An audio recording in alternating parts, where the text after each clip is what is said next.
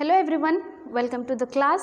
In our today's class, we are going to learn the poem All Things Bright and Beautiful, which is written by Cecil Frances Alexander. ಇವತ್ತಿನ ಒಂದು class ಒಳಗೆ ನಾವು poem All Things Bright and beautiful ಅನ್ನುವಂಥ ಪೋಯಮನ್ನು ಕಲಿಯೋಣಂತ. ಇದನ್ನು ಬರೆದವರು ಯಾರು ಅಂತಂದ್ರೆ sessile Francis Alexander ಅನ್ನೋರು ಇದನ್ನು ಈ ಒಂದು ಪೋಯಮನ್ನು ಪದ್ಯವನ್ನು ಬರೆದಿದ್ದಾರೆ. ಹಾಗಾದ್ರೆ ಏನಿದೆಪ್ಪ ಈ ಒಂದು ಪದ್ಯದೊಳಗೆ ಅನ್ನೋದನ್ನು ನೋಡೋಣಂತ. ನಿಮ್ಗೆ ಈ ಟೈಟಲ್ ನೋಡಿದ ತಕ್ಷಣ all things bright and beautiful ಅಂತ ನೋಡಿದ ತಕ್ಷಣ ನಿಮ್ಗೆ ಗೊತ್ತಾಗುತ್ತೆ ಏನಿರ್ಬೋದು ಈ ಒಂದು ಪೋಯಮ್ದೊಳಗೆ. ಆಲ್ ಅಂತಂದ್ರೆ ಎಲ್ಲ, ಥಿಂಗ್ಸ್ ಅಂತಂದ್ರೆ ವಸ್ತುಗಳು, ಬ್ರೈಟ್ ಅಂತಂದ್ರೆ ಹೊಳೆಯುವಂಥದ್ದು, ಬ್ಯೂಟಿಫುಲ್ ಅಂತಂದ್ರೆ ಸುಂದರವಾಗಿರುವಂಥದ್ದು. ಹಾಗಾದರೆ ಈ ನಮ್ಮ ಜೀವನದೊಳಗೆ ಜಗತ್ತಿನೊಳಗೆ ಯಾವ್ಯಾವ ವಸ್ತುಗಳು ಸುಂದರ ಮತ್ತು ಹೊಳೆಯುತ್ತಾ ಇರುವಂಥ ಅದಾವಲ್ಲ ಅಂಥವುಗಳ ಬಗ್ಗೆ ಈ ಪದ್ಯವನ್ನು ಬರೆದಿದ್ದಾರೆ ಇಲ್ಲಿ ಸೆಸಿಲ್ ಅವರು. So just by reading the title All Things Bright and Beautiful, you will come to know what is there in this poem. All things, whatever the things are there in this world, whether it may be living or non-living thing, so they are bright and beautiful. And here Cecil has written about those things which are very bright and beautiful. Then let us see, according to Cecil, what are the things which are bright and beautiful in this poem. ಹಾಗಾದ್ರೆ sessile ಅವರ ಪ್ರಕಾರ ಯಾವ ವಸ್ತುಗಳು ಅವು ಸುಂದರವಾಗಿದ್ದಾವೆ, ಹೊಳೆಯುವಂಥ ಇದ್ದಾವೆ ಅನ್ನೋದನ್ನು ಈ ಒಂದು ಪದ್ಯವನ್ನು ಓದಿದಾಗ ನಮ್ಗೆ ಗೊತ್ತಾಗುತ್ತೆ. So let us open the text book. So open page number 68. Poem All Things Bright and Beautiful. Some of the things that are bright and beautiful. So you have to name some of the things that are bright and beautiful according to you. ನೋಡ್ರಿ, ಹಾಗಾದ್ರೆ ಇಲ್ಲಿ ಒಂದು preparatory activity ಅವರು ಕೊಟ್ಟಿದ್ದಾರೆ. ಏನಂತಂದರೆ ನಿಮ್ಮ ಪ್ರಕಾರ ಯಾವ ವಸ್ತುಗಳು ಸುಂದರ ಆಗಿದ್ದಾವೆ, ಯಾವ ವಸ್ತುಗಳು ಹೊಳೆಯುತ್ತಾ ಇದ್ದಾವೆ ಅಂಥ ವಸ್ತುಗಳ ಒಂದು ಪಟ್ಟಿಯನ್ನು ಮಾಡಿರಿ, ಅಂಥ ವಸ್ತುಗಳನ್ನು ಬರೀರಿ. ನಿಮ್ಮ ಪ್ರಕಾರ ಯಾವ ವಸ್ತುಗಳು ಸುಂದರವಾಗಿದ್ದಾವೆ, ಅವು ಹೊಳೆಯುತ್ತಾ ಇರುವೆ. The poet has used many adjectives in this poem. Can you guess them and make a list of some of the adjectives he has used in this poem? So after reading this poem, so here you will come to know that the poet has used some adjectives. So after reading this poem you have to guess the adjectives and you have to write them. ಹಾಗಾದರೆ ಈ ಒಂದು ಪದ್ಯವನ್ನು ಓದಿದ ನಂತರ ನಿಮ್ಗೆ ತಿಳಿದ ನಂತರ ಇದ್ರೊಳಗೆ ಕೆಲವು ಅಡ್ಜೆಕ್ಟಿವ್ಸ್ಗಳನ್ನು ಪೋಯೆಟ್ ಬರೆದಿದ್ದಾರೆ. ಅಂಥ ಅಡ್ಜೆಕ್ಟಿವ್ಸ್ಗಳನ್ನು ನೀವು ಬರೀಬೇಕು. The title of the poem is all things bright and beautiful. What do you think the poem is about? Guess. So here the title of that poem is All Things Bright and Beautiful. Then what do you think about this title? What do you think there in this poem? So you have to guess it. ನೋಡಿರಿ, ಹಾಗಾದ್ರೆ ಈ ಒಂದು ಟೈಟಲನ್ನು ನಿಮ್ಗೆ ತಿಳಿದ ನಂತರ, ನಾನು ತಿಳಿಸಿದ ನಂತರ ಏನು ಅನ್ನಿಸ್ತದೆ ನಿಮ್ಗೆ? ಈ ಕವಿ ಸೆಸಿಲ್ ಅವರು ಏನು ಬರೆದಿದ್ದಾರೆ ಈ ಪದ್ಯದೊಳಗೆ, ಏನಿರ್ಬೋದು ಈ ಪದ್ಯದೊಳಗೆ, ನೀವು ಇದನ್ನು ಗೆಸ್ ಮಾಡಬೇಕು. ನಾವು let us move to the poem. Let us see what is there in this poem. All things bright and beautiful, all creatures great and small, all things wise and wonderful, the Lord God made them all. Each little flower that opens, each little bird that sings, he made their glowing colors, he made their tiny wings. The rich man in his castle, the poor man at his gate, he made them high or lowly and ordered their estate. The purple-headed mountains, the river running by, the sunset and the morning that brightens up the sky, the cold wind in the winter, the pleasant summer sun, the ripe fruits in the garden, he made them every one. The tall trees in the greenwood, the meadows where we play, the rushes by the water to gather every day. He gave us eyes to see them and lips that we might tell how great is God Almighty. How great is God Almighty, who has made all things well. Cecil Frances Alexander. So now you have read the poem. Why this Cecil tries to say that all things bright and beautiful. What according to Cecil is bright and beautiful, we will see in this poem.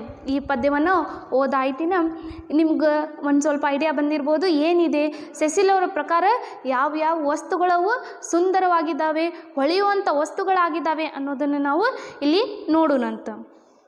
The first stanza, all things bright and beautiful, all creatures great and small, all things wise and wonderful, the Lord God made them all. See, all things bright and beautiful, all creatures great and small. So here Cecil is saying that all things are bright and beautiful. All the creatures, whether it may be big, whether it may be small, so all the creatures made by whom? Made by a God, made by Lord God, made by Almighty. So what he says here? Yes, whatever is created in this world, that is by whom? It is created by God. That's why we called the God as a creator. And whatever the creator has created, the creatures, whether it may be big or small, those are bright and beautiful, Cecil says. And that is great and beautiful, she says. ನೋಡ್ರಿ sessile ಅವರು ಏನು ಹೇಳ್ತಾರ ಅಂತಂದ್ರೆ ಇಲ್ಲಿ ಯಾವುದೇ ವಸ್ತು ಇರ್ಬೋದು ನಮ್ಮ ಈ ಜಗತ್ತಿನೊಳಗೆ, ಅದು ದೊಡ್ಡದಿರ್ಬೋದು, ಸಣ್ಣದಿರ್ಬೋದು, ಮಹಾನವಾಗಿರ್ಬೋದು, ಎಂಥದೇ ಇರುವಂಥ ವಸ್ತುಗಳಿರಲಿ, ಆ ಎಲ್ಲ ವಸ್ತುಗಳು ಸುಂದರವಾಗಿದ್ದಾವೆ, ಹೊಳಿತಾ ಇದ್ದಾವೆ. ಯಾಕಂತಂದ್ರೆ ಅವನು ಮಾಡಿದವರು ಯಾರು, ಅದರದ್ದು ರಚನಾಕರ್ತರು ಯಾರಾಗಿದ್ದಾರೆ ಅಂತಂದ್ರೆ ದೇವರಾಗಿದ್ದಾರೆ ಅಂತ ಹೇಳ್ತಾರೆ. All things wise and wonderful, the Lord God made them all. See, all things, whether it may be wise or wonderful, all creatures, whether it may be great or small, all things which are wise and wonderful, that is all made by whom? That is all made by Lord God, who is creator of this world.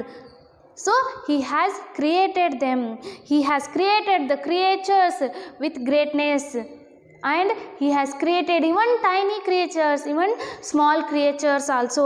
He has given them wisdom. So because of their wisdom, those creatures are great, wonderful, and those tiny creatures are also wonderful because of the wiseness, wisdom which God has given them.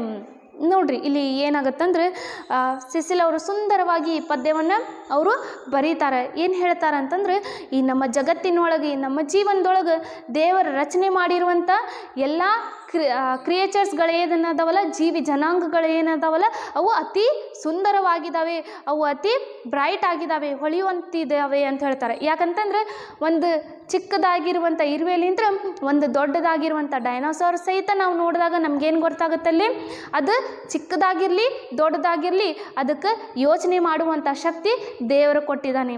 ಆ ಒಂದು ಬುದ್ಧಿವಂತಿಕೆ ದೇವರು ಅವರಲ್ಲಿ ಕೊಟ್ಟಿದ್ದಾನೆ. ಹಾಗಾಗಿ ಅವು wonderful ಆಗಿದ್ದಾವೆ, ಅವು ಅದು ಎಸ್ಟಾನಿಷಿಂಗ್ ಆಗಿದ್ದಾವೆ ಅಂತ ಹೇಳ್ತಾರೆ. ಹೌದಾ? ಯಾಕಂತಂದ್ರೆ ಕೆಲವ್ರಿಗೆ ನಾವು ನೋಡಿದ ತಕ್ಷಣ ಡಿಸೈಡ್ ಮಾಡೋದಿಲ್ಲ ಅವ್ರು ಯಾವ ರೀತಿ ಇದ್ದಾರೆ ಅಂಥೇಳಿ. ಅವ್ರದ್ದು ಫಿಸಿಕಲ್ ಪರ್ಸ್ನಾಲಿಟಿಯನ್ನು ನೋಡಿದಾಗ ನಮ್ಗೆ ಗೊತ್ತಾಗೋದಿಲ್ಲ.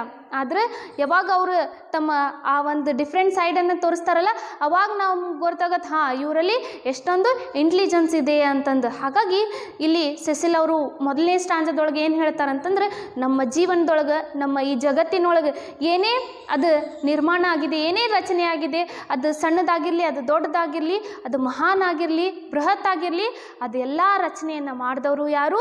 ದೇವರು ಅದನ್ನು ರಚನೆ ಮಾಡಿದ್ದಾರೆ. ಆಮೇಲೆ ಆ ರಚನಾಕಾರರು ಏನು ಮಾಡಿದ್ದಾರೆ?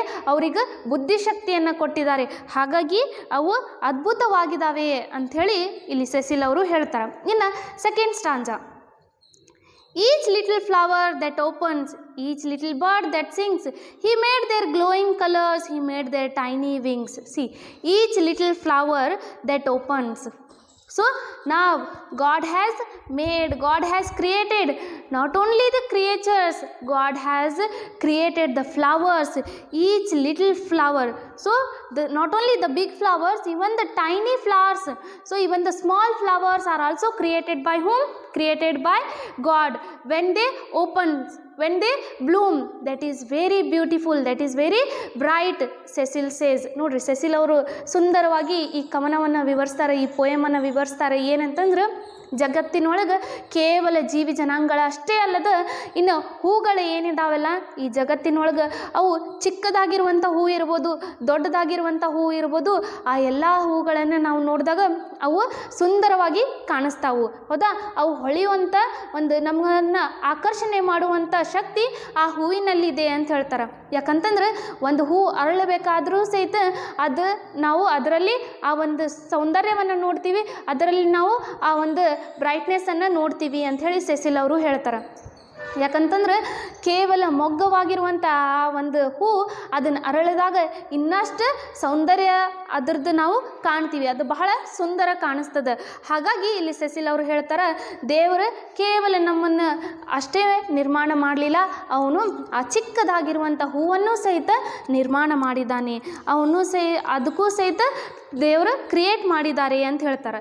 Each little bird that sings, see God has made, God has created not only the things but He has created the birds, that even tiny birds to sing, to hum something, so that is God has created that. ನೋಡ್ರಿ, ದೇವರು ಕೇವಲ ಹೂಗಳನ್ನು ಅಷ್ಟೇ ನಿರ್ಮಾಣ ಮಾಡಲಿಲ್ಲ, ದೇವರು ಹೂಗಳನ್ನು ಅಷ್ಟೇ ಸೃಷ್ಟಿಯನ್ನು ಮಾಡಿಲ್ಲ, ದೇವರು ಪಕ್ಷಿಗಳನ್ನು ಸಹಿತ ಸೃಷ್ಟಿಯನ್ನು ಮಾಡಿದ್ದಾರೆ, ನಿರ್ಮಾಣವನ್ನು ಮಾಡಿದ್ದಾರೆ. ಯಾಕಂತಂದ್ರೆ ಪಕ್ಷಿಗಳ ಒಂದು ಹಾಡನ್ನು ಕೇಳಿದಾಗ, ಅವರ ಒಂದು ಕೂಗಾಟವನ್ನು ಕೇಳಿದಾಗ ನಮ್ಮ ಮನಸ್ಸಿಗೆ ತೃಪ್ತಿ ಸಿಗುತ್ತೆ.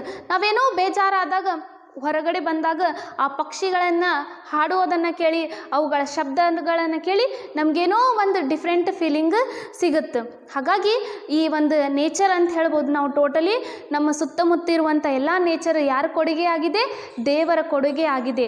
ದೇವರು ಈ ಪಕ್ಷಿಗಳನ್ನು ಎದಕ್ಕೆ ನಿರ್ಮಾಣ ಮಾಡಿದ್ದಾರೆ ಅಂತಂದ್ರೆ ನಮ್ಮ ಜೋಡಿ ನಮ್ಮ ಈ ಅವರು ತಮ್ಮಲ್ಲಿ ಇರುವಂಥ ಸುಖ ದುಃಖಗಳನ್ನು ತಮ್ಮ ಹಾಡೋದೊಂದಿಗೆ, ತಮ್ಮ ಆ ಒಂದು ಸೌಂಡ್ದೊಂದಿಗೆ ನಮ್ಗೆ ತಿಳಿಸ್ಲಿ ಅನ್ನೋ ಒಂದು ಕಾರಣಕ್ಕೆ ಅವರು ಈ ಒಂದು ಬರ್ಡ್ಗಳನ್ನು ನಿರ್ಮಾಣ ಮಾಡಿದ್ದಾರೆ. ಅದು ಸಹಿತ ಬಹಳ ಸುಂದರವಾಗಿದೆ ಅಂಥೇಳಿ ಹೇಳ್ತಾರೆ. He made their glowing colours, see He made their tiny wings. So God made their glowing colors. God made the colors of flowers. See, we can see the flower not only in one color, but the flower which has different colors, whether it may be 2 or 3 colors, whether it may be 4 colors, or the flower which has a different color. So here he says that God has made, God has created these flowers. When they bloom, we can see the color in them, we can see their bright color, we can see their beautiful colors. ನೋಡ್ರಿ, ದೇವರ ಆ ಹೂಗಳನ್ನು ಅಷ್ಟೇ ಸೃಷ್ಟಿಯನ್ನು ಮಾಡಿ ನಿರ್ಮಾಣ ಮಾಡಿ ಬಿಡಲಿಲ್ಲ, ಆ ಹೂಗಳಿಗೆ ಬಣ್ಣವನ್ನು ಸಹಿತ ಹಾಕಿದ್ದಾನೆ. ಯಾಕಂತಂದ್ರೆ ಯಾವುದೇ ಒಂದು ವಸ್ತು ಅದು ಬಣ್ಣ ಇರಲಾರ್ದಂಥ, ಕಲರ್ ಇರಲಾರ್ದ ಇತ್ತಂದ್ರೆ ಅದು ನಮ್ಗೆ ಇಷ್ಟ ಆಗೋದಿಲ್ಲ. ಅದೇ ಒಂದು ವಸ್ತುವಿಗೆ ನಾವೇನೋ ಬಣ್ಣ ಹಚ್ಚಿದ್ವಿ ಅಂತಂದ್ರೆ ಆವಾಗ ನಮ್ಗೆ ಆ ಒಂದು ಬಣ್ಣದಿಂದ ಆ ಒಂದು ವಸ್ತು ಆಕರ್ಷಣೆ ಮಾಡುತ್ತೆ. ಅದೇ ರೀತಿ ದೇವ್ರು ಏನು ಮಾಡಿದ್ದಾರೆ ಅಂತಂದ್ರೆ ಹೂಗಳನ್ನು ಅದು ನಿರ್ಮಾಣ ಮಾಡಿ ಸೃಷ್ಟಿ ಮಾಡಿ ಹಾಗೇ ಬಿಡಲಿಲ್ಲ. ದೇವರು ಏನು ಮಾಡಿದ್ದಾನೆ? ಆ ಹೂಗಳಿಗೆ ಭಿನ್ನ ಭಿನ್ನವಾಗಿರುವಂಥ ಬಣ್ಣಗಳನ್ನು ಸಹಿತ ಕೊಟ್ಟಿದ್ದಾನೆ. ಆ ಬಣ್ಣಗಳಲ್ಲಿಂದ್ರೆ ಅವು ಇನ್ನಷ್ಟು ಸುಂದರ ಕಾಣಿಸ್ತಾವು, ಅವು ಇನ್ನಷ್ಟು ಹೊಳಿತಾವು, ತಮ್ಮ ಕಡೆ ನಮ್ಗೆ ಆಕರ್ಷಣೆಯನ್ನು ಮಾಡ್ತಾವು. He made their tiny wings. See, God has made the tiny wings of those birds. God has even given the colors to those birds. Those birds, they sing the song. Those birds, they share their feeling with us. They talk with us. Isn't it? In your cartoons, you have seen that always the animals, whether it may be big or small, the bird, whether it may be big or small, or different kinds of creatures, we see that they talk with us. Okay, not only the living things, even non-living things also they talk with us. In the sense here, the poem Cecil, she says that yes, God has given us birds. God has made birds to sing with us, to sing the song. And God has given the wings to these birds. God has given the wings to these birds because by seeing the birds, we come to know that freedom is very important in our life. If we caught a bird and prison it in a if we caught a bird and if we prison that bird if we keep that bird in a cage, then we come to know that there will not be any happiness in that bird. Whereas when the same bird is left outside to fly in the sky, at that time we will come to know what is the importance of freedom, what is the importance of wings to those birds. When they fly, their wings, they look very bright and beautiful. Cecil, she says this. ನೋಡ್ರಿ, sessile ಅವ್ರು ಏನು ಹೇಳ್ತಾರಂತಂದ್ರೆ, ಕೇವಲ ಹೂಗಳನ್ನು ನಿರ್ಮಾಣ ಮಾಡಿಲ್ಲ, ಅವುಗಳಿಗೆ ಬಣ್ಣ ಅಷ್ಟೇ ಕೊಡದೆ ದೇವ್ರು ಏನು ಮಾಡಿದ್ದಾರೆ ಅಂತಂದ್ರೆ ಪಕ್ಷಿಗಳನ್ನು ಸಹಿತ ಸೃಷ್ಟಿಯನ್ನು ಮಾಡಿದ್ದಾರೆ. ಆ ಪಕ್ಷಿಗಳನ್ನು ಕೇವಲ ಒಂದೇ ರೀತಿ ಇರುವಂಥ ಪಕ್ಷಿಗಳನ್ನು ಸೃಷ್ಟಿ ಮಾಡಿಲ್ಲ, ಭಿನ್ನ ಭಿನ್ನವಾಗಿರುವಂಥ ಪಕ್ಷಿಗಳನ್ನು ಸೃಷ್ಟಿ ಮಾಡಿದ್ದಾರೆ. ಅವಕ್ಕೆ ಭಿನ್ನ ಭಿನ್ನವಾಗಿರುವಂಥ ಬಣ್ಣಗಳನ್ನೂ ಕೊಟ್ಟಿದ್ದಾರೆ. ಆಮೇಲೆ ಈ ಪಕ್ಷಿಗಳಿಗೆ ಚಿಕ್ಕದಾಗಿರುವಂಥ ರೆಕ್ಕೆಗಳನ್ನೂ ಸಹಿತ ದೇವರ ಕೊಟ್ಟಿದ್ದಾರೆ.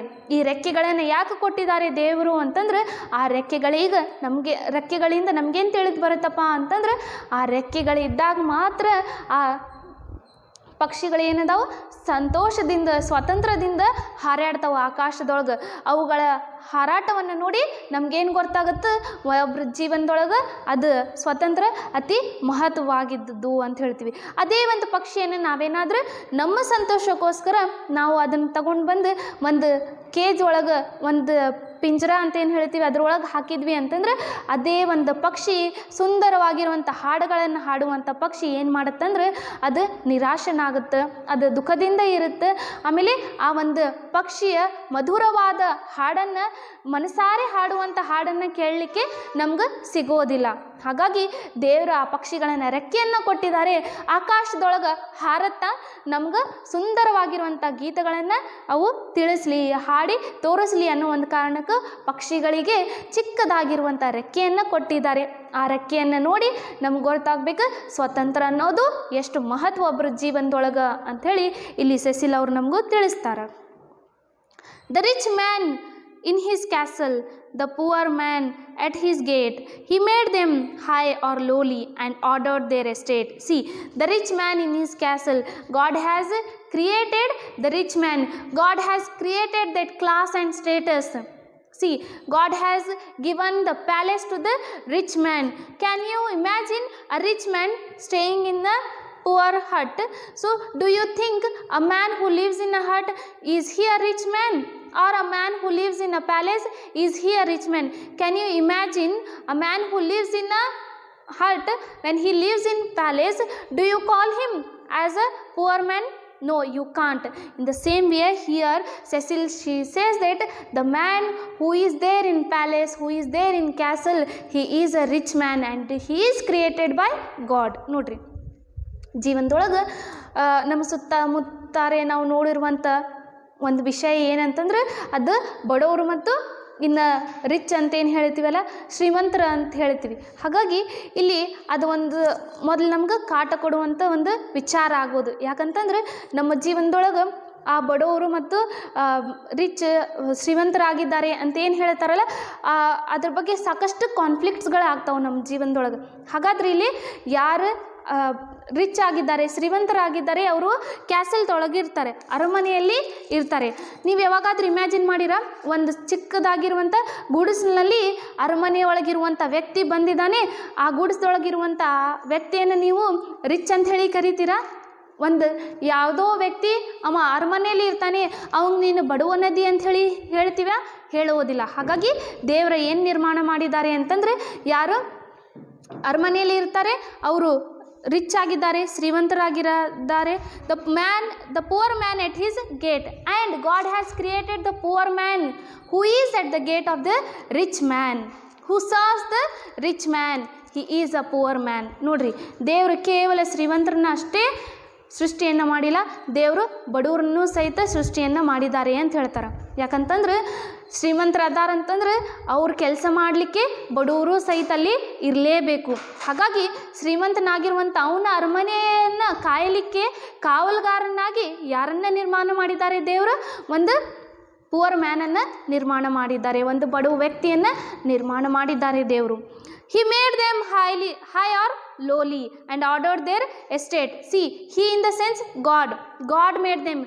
God made poor and rich, and God gave them estate. God gave them class high or low.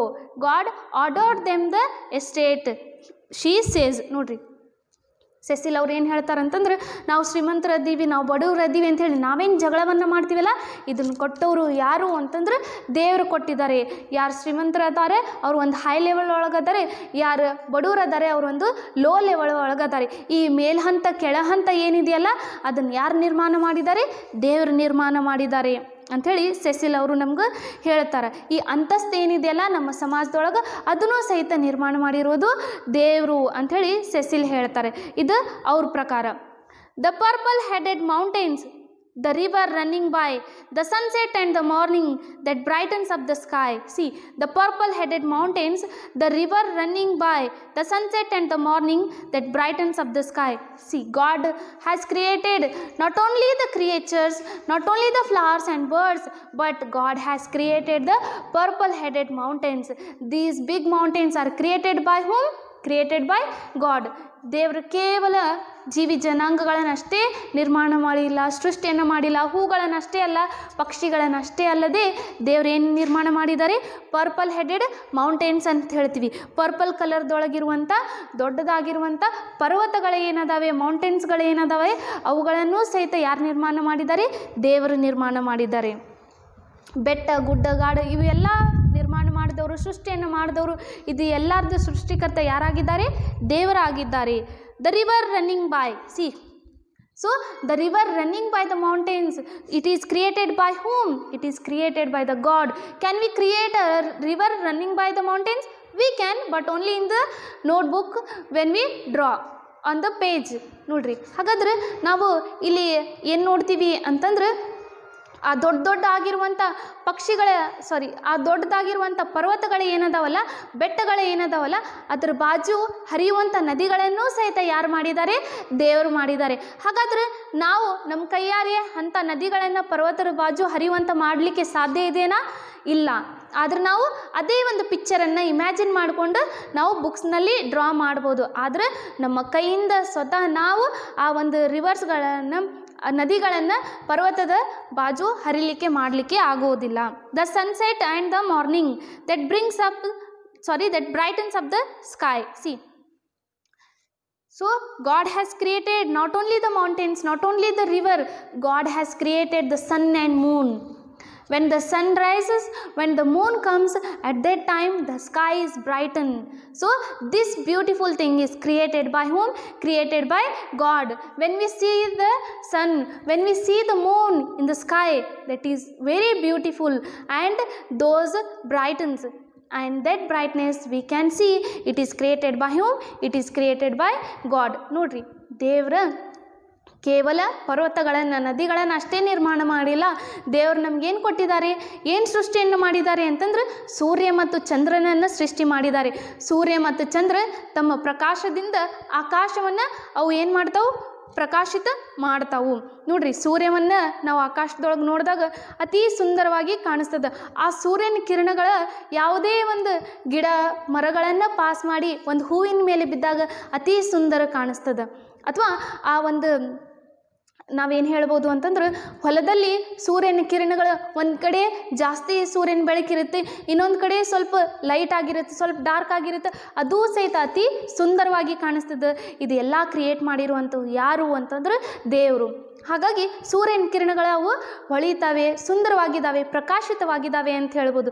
ಇನ್ನು ಕೇವಲ ಸೂರ್ಯನ ಕಿರಣಗಳಷ್ಟೇ ಅಲ್ಲದೆ ಕತ್ಲದೊಳಗೆ ರಾತ್ರಿಯ ಸಮಯ ಚಂದ್ರನೂ ಸಹಿತ ಅತಿ ಸುಂದರವಾಗಿ ಕಾಣಿಸ್ತಾನೆ, ಅತಿ ಪ್ರಕಾಶವನ್ನು ಕೊಡ್ತಾನೆ. ಸೂರ್ಯನಷ್ಟು ಪ್ರಕಾಶವನ್ನು ಕೊಡೋದಿಲ್ಲ, ಆದರೂ ಸಹಿತ ಚಂದ್ರ ಪ್ರಕಾಶವನ್ನು ಕೊಡ್ತಾನೆ, ಬೆಳಕನ್ನು ಕೊಡ್ತಾನೆ. ಹಾಗಾಗಿ ನಾವೇನು ನೋಡ್ಬೋದು ಇಲ್ಲಿ, ಸೂರ್ಯ ಮತ್ತು ಚಂದ್ರ ಇದು ಯಾರು ಮಾಡಿದ್ದಾರೆ? ದೇವರು ಮಾಡಿದ್ದಾರೆ.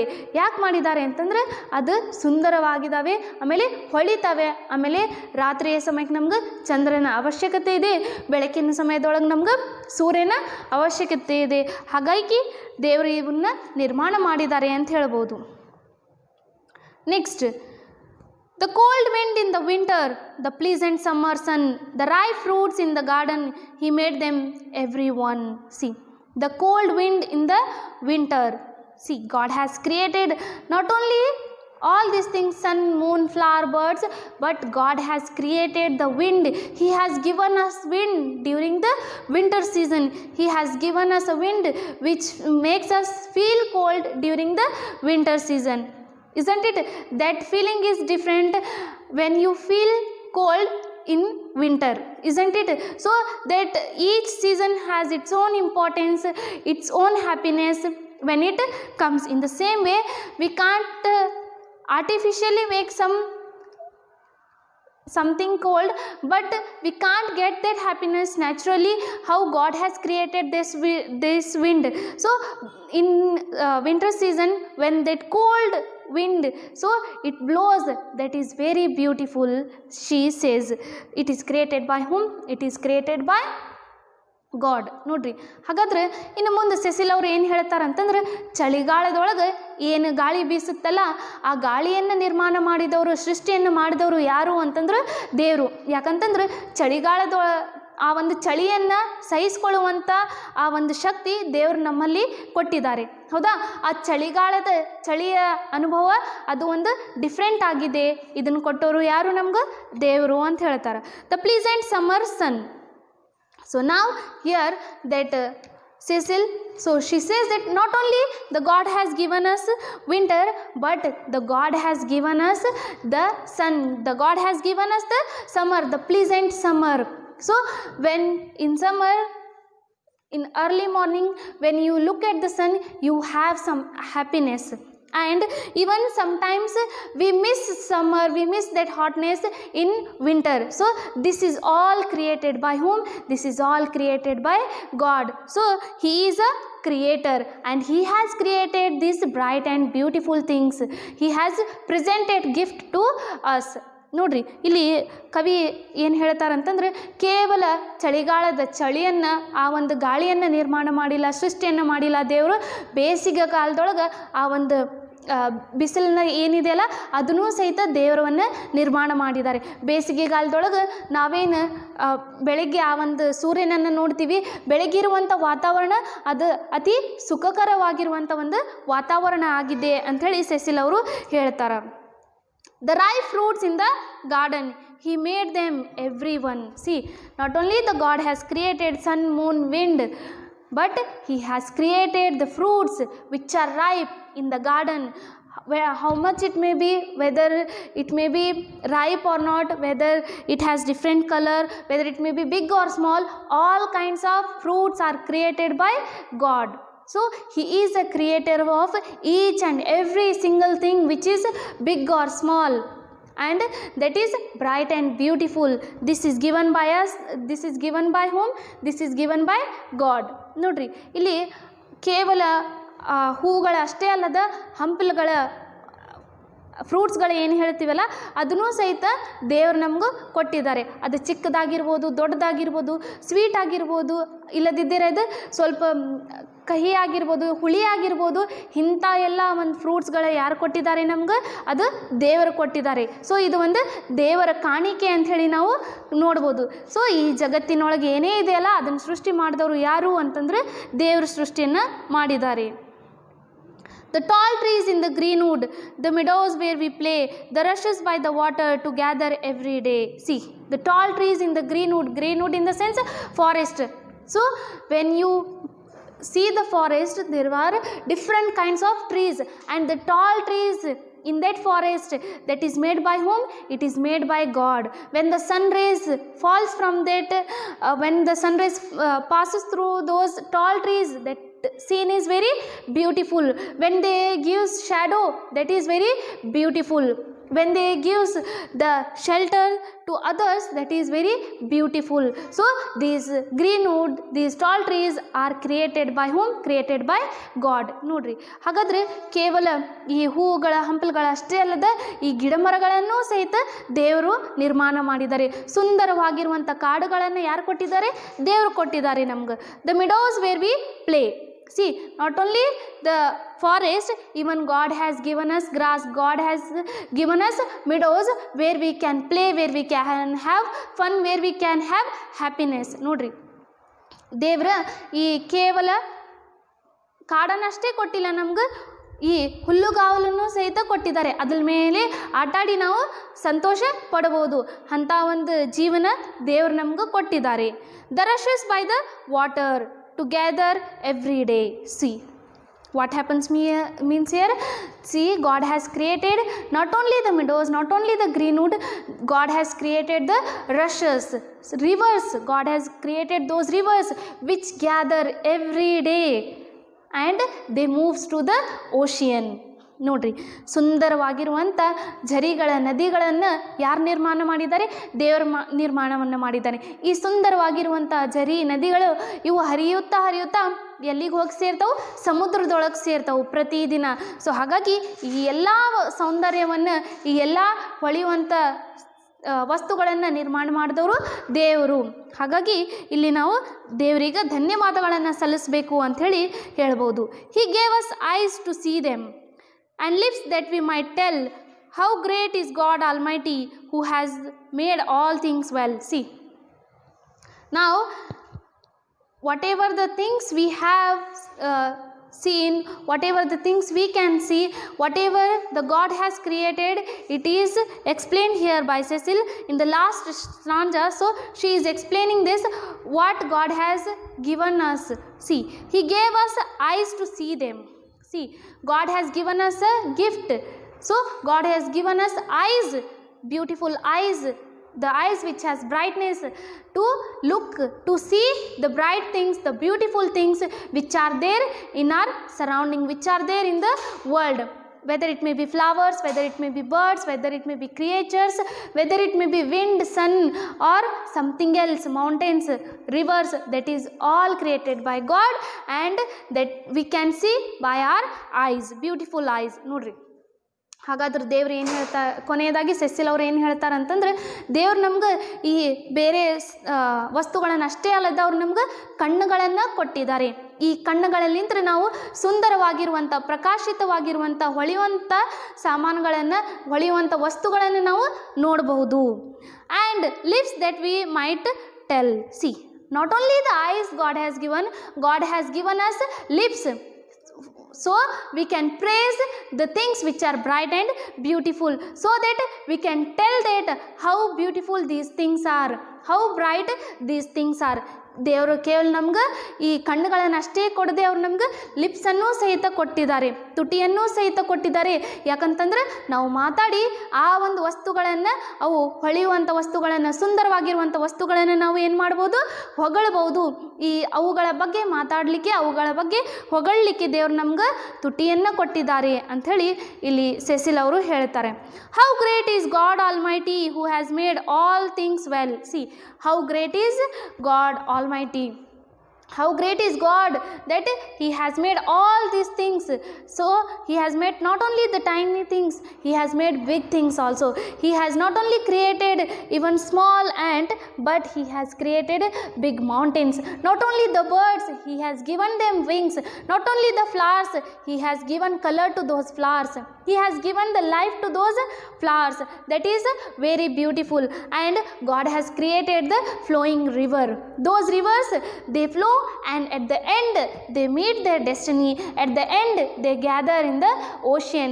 That is very beautiful. So it is created by whom? It is created by God, Cecil says. And she says that at the end God has given us eyes and lips to see and praise the things which are very bright and beautiful. ನೋಡ್ರಿ, sessile ಅವರು ಕೊನೆಯದಾಗಿ ಸುಂದರವಾಗಿ ಏನು ಹೇಳ್ತಾರಂತಂದ್ರೆ, ದೇವರು ಸುಂದರವಾಗಿರುವಂಥ ಪಕ್ಷಿಗಳನ್ನು ನಿರ್ಮಾಣ ಮಾಡಿದ್ದಾರೆ, ಹೂಗಳನ್ನು ನಿರ್ಮಾಣ ಮಾಡಿದ್ದಾರೆ, ಹೂಗಳಿಗೆ ಬಣ್ಣಗಳನ್ನು ಸಹಿತ ಕೊಟ್ಟಿದ್ದಾರೆ, ಪರ್ವತಗಳನ್ನು ನಿರ್ಮಾಣ ಮಾಡಿದ್ದಾರೆ, ಸೃಷ್ಟಿಯನ್ನು ಮಾಡಿದ್ದಾರೆ, ಆಮೇಲೆ ಚಂದ್ರನನ್ನು ಸೃಷ್ಟಿ ಮಾಡಿದ್ದಾರೆ, ಸೂರ್ಯನನ್ನು ಸೃಷ್ಟಿ ಮಾಡಿದ್ದಾರೆ, ಕಾಡನ್ನು ಸೃಷ್ಟಿ ಮಾಡಿದ್ದಾರೆ, ಹೂವು ಹಂಪಲುಗಳನ್ನು ಸೃಷ್ಟಿ ಮಾಡಿದ್ದಾರೆ. ಎಲ್ಲದ ಸೃಷ್ಟಿಕರ್ತ ಯಾರಾಗಿದ್ದಾರೆ? ದೇವರಾಗಿದ್ದಾರೆ.